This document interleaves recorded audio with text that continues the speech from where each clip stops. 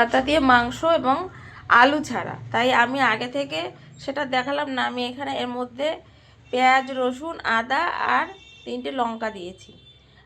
দিয়ে এখন আমি ওগুলো বেছে আগে পেস্ট করে নিয়েছি, যেহেতু আমার সকালবেলা করতে একটু তাড়াতাড়ি করতে হচ্ছে। ওর স্যার এসে আমি টিফিন করব, এই জন্য করে এবার এই মশলাগুলো দিয়ে আমি মাংসগুলো মাখবো। তার মধ্যে আমি তেল দেব। মশলাটা দেওয়া হয়ে গেছে, এবার আমি লবণ দেব ছিটিয়ে পরিমাণ মতো, যাতে খুব লবণ না হয়। তারপরে দেব আপনার হলুদ। আর আমি তো বলেছি যে বাঙালরা হলুদ রং না হলে হয় না। আমার বাবা নিজে বলে রান্না যদি ভালো না হয়, বলে কি বিধবা রান্না রেখেছিস, রং যদি না আসে। আর দেব তেল, একদম সিম্পল মাংস, খুব তেলটাও একদম পরিমাণ মতন, খুব দেবো না, গাদাখানে তেল দেবো না। এবার এটাকে আমি ভালো করে মাখবো।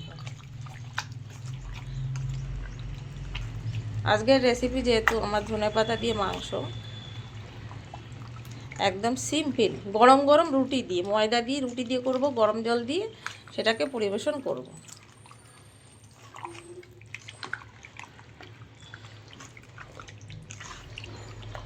বন্ধুরা একটু সাবস্ক্রাইব করে দিলে, একটু ফলো করলে আমার একটু ভালো হয়, সুবিধা হয়। আমি তো নতুন নতুন নেমেছি, আমাকে একটু সাবস্ক্রাইব, একটুখানি ফলো করে যদি দেন তাহলে খুবই ভালো হয়।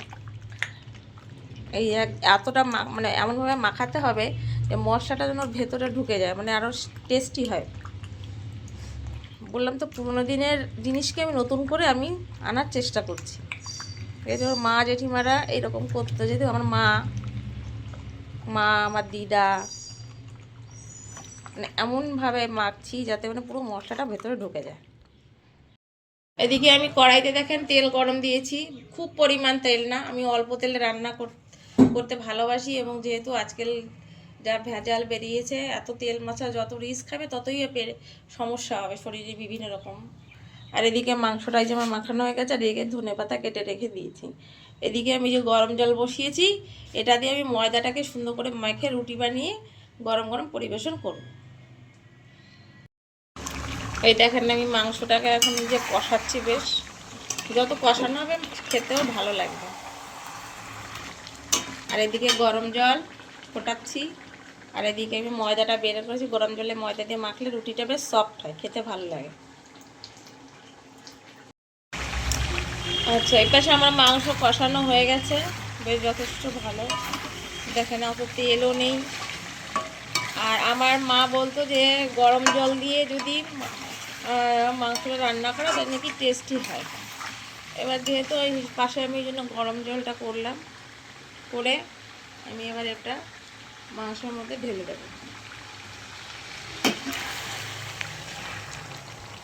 আর ধোয়াতে দেখা যাচ্ছে না।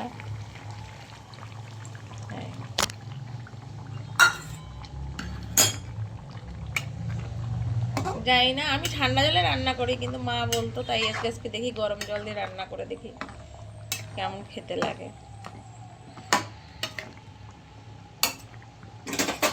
আর এদিকে আমি চাটু বসাবো। আমার রুটিগুলো বেলা হয়ে গেছে, ওই যে নিচে রুটিগুলো ভাজবো। যেহেতু ঝোল দিয়েছি, সেটা ঝোলে একটুখানি লবণ তো দিতেই হবে, অল্প করে দিলাম। নিজের এগুলো সব আন্দাজের মতন করেই করতো আমার মা ঠাকুমারা, তো সব আন্দাজেই করেছেন, তাই সেই রান্না আমরা চেটে পুটে খেয়েছি। একটু হলুদ একটু দিলাম কালার আসবে। এবার আমি ঢেকে দেবো, ঢেকে দেওয়ার ফুটে রান্না হয়ে গেলে পরিবেশন করবো গরম গরম। এই যে আমি ধনেপাতাগুলো দিয়ে দিলাম, এখন আমার প্রায় রেসিপি শেষ। আর এদিকে আমি ময়দা রুটিগুলো বানিয়ে রেখেছি, গরম গরম পরিবেশন করব। আমাকে একটু সাবস্ক্রাইব করে দেবেন, একটু লাইক করে দেবেন, যেহেতু আমি নতুন পথযাত্রী।